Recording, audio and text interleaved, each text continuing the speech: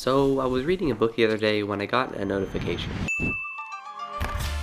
You can only do easy card tricks and coin tricks. Okay, so today I wanted to do one of the hardest magic tricks I've ever done. That's not a coin trick or a card trick. So how about both?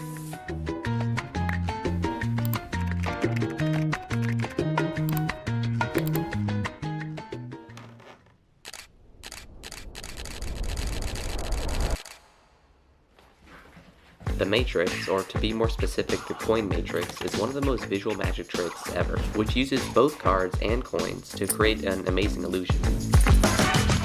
Now the trick isn't actually that hard, but let's see how difficult I can make it. First, I'll need a bunch of coins to practice with.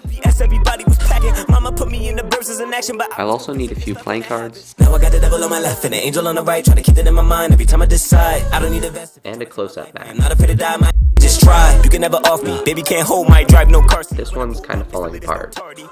That's not good.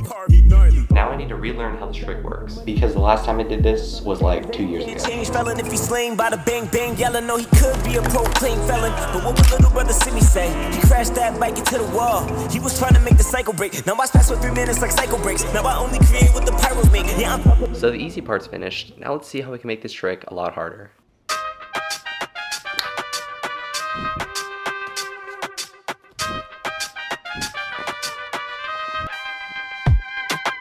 To do this, I wrote down the effects I wanted to happen, and then I decided what tricks to use to accomplish each of those effects.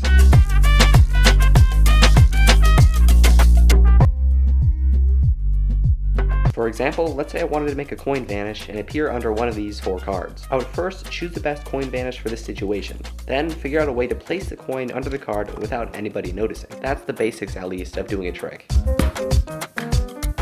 But anyways, now I have this. It's a little bit confusing, but I think the trick will be good. So I finished putting all the tricks together, but it's kind of late, so I'm going to finish the rest tomorrow.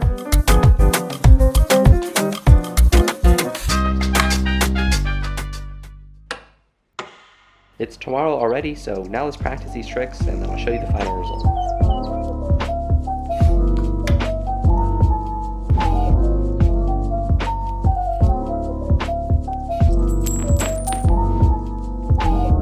But to practice more efficiently, I'll need some cool music to listen to.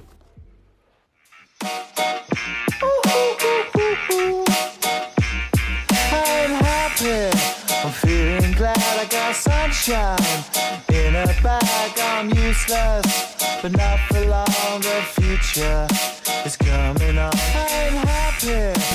So this coin matrix routine is finally done. Hopefully you like it and enjoy the performance. Alright, 4 coins and 4 cards. This is the coin matrix. It happens super fast that most people won't really see it happen, but let's see if you can catch it. Here we go. So we're going to cover each of these 4 coins with 1 card, and let's see if this can happen. They're going to teleport between each other just like that. Now that one happens super fast. They usually don't go that fast, so let's see if you can catch this next one. It'll be a little bit slower, just like that.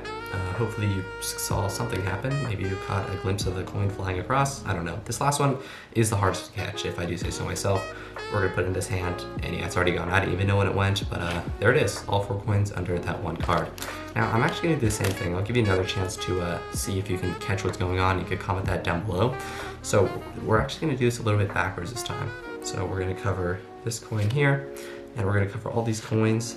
And this time we're going to take each of the coins and put them under 1 card. So they'll all be joined together just under 1 card. And let's do that under this one. So we're going to put every single coin under here. And now something weird actually happens. If I just snap my fingers, they all go back to their original locations. I don't know if my finger snapping did anything, but they actually have all teleported back just like that. It's kind of weird, but that is the coin matrix, and hopefully you enjoyed that.